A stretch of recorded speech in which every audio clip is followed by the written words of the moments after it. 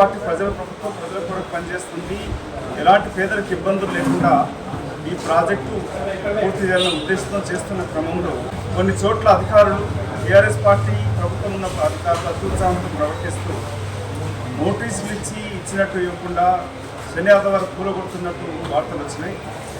ముఖ్యంగా ఎల్బీ నగర్ నియోజకవర్గ ప్రాంతంలో చైతన్యపురి, కొత్తపేట్ ఈ ప్రాంతంలో కాలనీ వాసులు భయాందోళనకు గురైపోతూ రెవెన్యూ అధికారులు మార్పు చేయడంతో వెనువెంటనే అర్ధరాత్రి కూలగొడతారనే ఒక భయాందోళన ఎవరు సృష్టిస్తున్నారంటే టీఆర్ఎస్ పార్టీ నాయకులు, స్థానిక ఎమ్మెల్యే గత 10 సంవత్సరాల నుంచి అక్రమంగా ఆస్తులు కాపాడుకుంటూ పెంపొందించుకొని తన అనుసరులతోటి కబ్జాలు పెట్టి పేద ప్రజలకు నమ్మించి అందించిన వాళ్ళు వాళ్ళ రక్షణ కొరకై ప్రజలు రెచ్చగొడతా ఉన్నారు. ప్రజలలో ఆ భయాందోళన తొలగించడానికి కొరకు మీ ద్వారా విజ్ఞప్తి చేస్తూ ఉంది. మార్పు చేసినంత మాత్రాన ఏ ఇంటి పైన గడ్డపార పడదు, ప్రొక్లైన్ రాదు, పూలు కొట్టడం జరగదు. టీఆర్ఎస్ నాయకులు రెచ్చగొడుతూ ప్రజలను మభ్య పెడతా ఉన్నారు. నేను ఒక న్యాయవాదిగా, ప్రజాప్రతినిధిగా, కాంగ్రెస్ పార్టీ నాయకుడిగా చెప్తా ఉన్నాను. ఇక నా ఎల్బీ నగర్ నియోజకవర్గ ప్రజలకి కాకుండా మూసి పరివాహక ప్రాంతాలలో ఎక్కడన్నా అన్యాయం జరుగుతుందనంటే మంత్రి శ్రీధర్ బాబు చెప్పడం జరిగినది. కలెక్టర్ ఆఫీసులో బాధితులు వెళ్ళొచ్చు. గౌరవ హైకోర్టు కూడా చెప్పడం జరిగింది. శని ఆదివారాలు ఎక్కడ కూలగొట్టడం జరగదు. అక్రమాలు చేసిన నాయకులే, చెరువులు కబ్జా చేసిన నాయకులే ఇవాళ సొంత పూసలాగా వచ్చి అనుసరులతో వచ్చి మాట్లాడుతూ ఉన్నారు. 10 సంవత్సరాలు ప్రజలను కోసపెట్టిన బీఆర్ఎస్ పార్టీ ప్రభుత్వ నాయకులు ఇవాళ కొత్తగా వచ్చి చిలుకు పలుకు పలుకుతూ ఉన్నారు.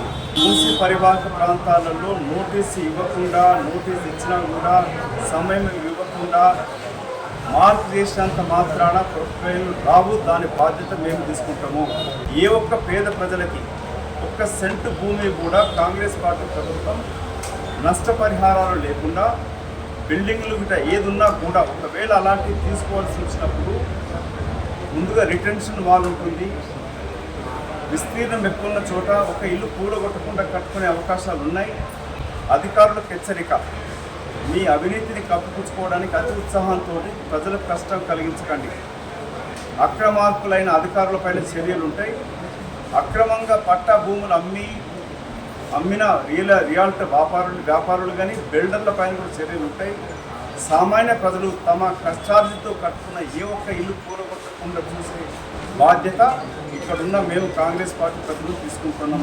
ప్రభుత్వం ఉన్నప్పుడు చట్టాలు క్లియర్గా ఉన్నాయి. ఏ ఒక్క సెంటు భూమి తీసుకోవాలన్నా కూడా ప్రభుత్వాలు 4 ఇంతలు పరిహారం చెల్లించాలి. అది ఖాళీ స్థలం అవుతే ఇల్లు గిట్టు ఉన్నప్పుడు ఇల్లు కట్టుకోవడానికైనా ఖర్చును కూడా ఇవ్వాలి. గతంలో ముఖ్యమంత్రి గారు చెప్పడం జరిగింది. ప్రతిపక్షానికి ఉన్నప్పుడు అధికారులు ఏ పద్ధతి ప్రకారంగా ఇప్పటిదాకా కట్ ఆఫ్ డేట్ ఏంటి, అసలు ఎఫ్టీఎల్ అనేది కూడా జరగాలి, మాస్టర్ ప్లాన్ ఉండాలి. ఇవన్నీ ఏవి నిర్ణయాలు జరగలేదు. మభ్యపెట్టి అనుచరులతోటి అక్రమాస్తులు కాపాడుకుంటూ చెరువులో నది లోపలికి వెళ్ళి అమ్మిన దొంగలు మిమ్మల్ని వాళ్ళ ఆస్తులు రక్షించుకొని రెచ్చగొడతా ఉన్నారు. ఈ దొంగ ఇంటి నాయకులు నమ్మకండి. కాంగ్రెస్ ప్రభుత్వం ప్రజల పక్షాన ఉంటుంది. కొందరు అధికారులు అత్యుత్సాహంతో బీఆర్ఎస్ సమయంలో నియమించబడ్డ అధికారులు ప్రభుత్వాన్ని అభివృద్ధి చేయడానికి కొరకు అత్యుత్సాహంతో పనిచేస్తూ ఉన్నారు. మానవత్వం లేక ప్రవర్తిస్తూ ఉన్నారు. చిన్న పాపకు చూసినాం. అత్యంత హృదయ విదారకంగా ఉన్నది. కనీసం సమయం ఇవ్వకుండా ఇంటి సామాను బయట తీయకుండా కూలగొట్టి అధికారి ఓడించినట్టు వీళ్ళకి ఇంత దుర్మార్గంగా ప్రవర్తించి అధికారులపైన చర్యలు ఉండాలని కూడా ప్రభుత్వాలు కోరుతా ఉన్నాం. అట్లాంటి అది దురాగతంగా ప్రవర్తించడానికి అధికారాలు లేవు వాళ్ళకి. కోర్టు స్పష్టంగా చెప్పడం జరిగింది. సాటర్డే సండే ప్రభుత్వం నుంచి ఎలాంటి ఆదేశాలు లేవు. ఎలాంటి అవకాశాలు ఇవ్వకుండా, నోటీసులు ఇవ్వకుండా, లేక సాటర్డే సండే కూలగొట్టాలని ఆదేశాలు మాత్రం ప్రభుత్వం నుంచి లేనప్పుడు ఎందుకు ఈ విధంగా ప్రవర్తిస్తున్నారు? మరిన్ని వీడియోస్ కోసం ఛానల్ ని సబ్స్క్రైబ్ చేయండి. లేటెస్ట్ అప్డేట్స్ కోసం వాట్సాప్ ఛానల్ ని ఫాలో చేయండి. అండ్ లింక్ డిస్క్రిప్షన్ లో ఉంది.